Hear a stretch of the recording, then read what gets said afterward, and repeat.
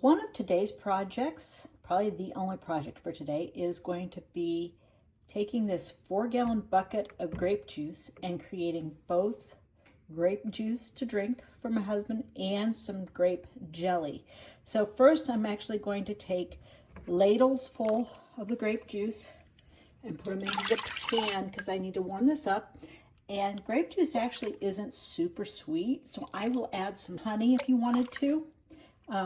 If you want a natural sweetener. And I'm going to get this into the pot and we will have juice for the winter for my husband to drink because he loves all of his different varieties of juices. We'll go from there. And then I want to make at least one, if not 2 batches of jelly for our cupboards. That way then we've got some grape jelly. And we'll see how much I've got left at that point and where we go from there. So in order to keep everything as neat and clean as possible, I'm doing this from my sink. So I have my jar here. I have a 1/2-gallon jar with a funnel in it, and I'm going to measure out 5 cups of grape juice because that's what I need for a batch of our grape jelly. And that way then I'm keeping the mess contained and making less work for myself in the long run because it's easier to clean my sink than it is to clean the countertop. So there's 5 cups in that one. So my grape juice came out of the refrigerator cold this morning and it's been sitting in the sink, kind of warming up to room temperature, but it's still pretty chilly. So I did taste, and it's very, not tart, but it's not sweet. So I am opting to try some honey this time. I've got a cup of honey, and this is about 6 quarts of juice, and I'm going to add it to this once it gets warm enough that I think it can melt in well. And then I will then can it. I'm going to do pint jars with the honey to start with. So you're going to see them going into the pint jars. They're washed, clean, ready to go. And we will then, I'll taste it as I go because you want to make sure it's to the flavor level that you want.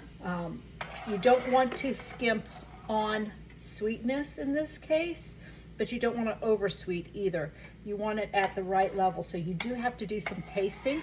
So make sure you have a spoon ready in order to taste it. And I'm not sure what's going on with all this foam, what will happen, because I've never done this before.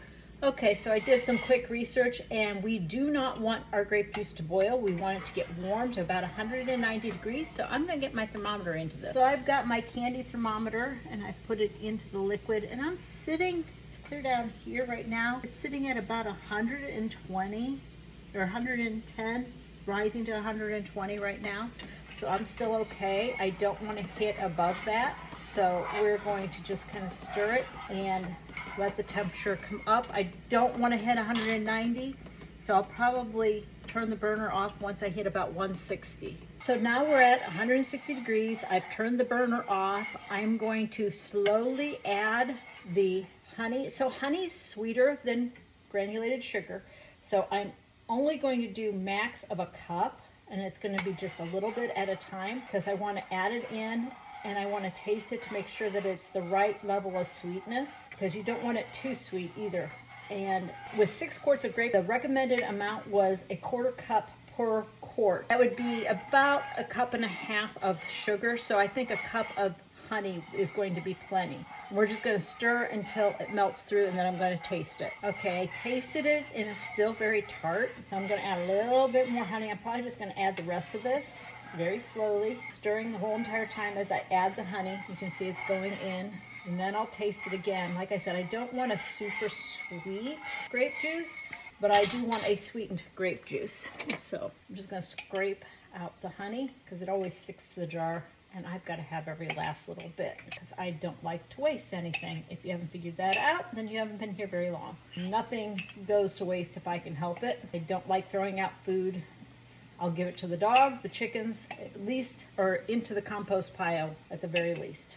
Okay, so I'm just going to continue to stir till I know this is kind of mixed in, and then I'll taste again. Okay, it is passing the taste test for me. It is very lightly sweetened. I don't want a heavy sweetness for grape juice that we're just going to drink by the glass. And so now I'm going to start putting it, I'm going to ladle it into my jars. You want 1/4 inch from the top. Time to fill the jars.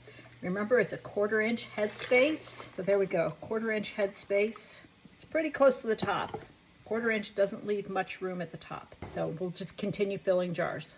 So now we're gonna take a wet paper towel and wipe our rims and get any extra juice off the rims. And then we are going to place our lid and then a ring. And then I've got the boiling water bath canner ready to go, and they will be put in there. So I'm gonna remove the lid to my water bath canner.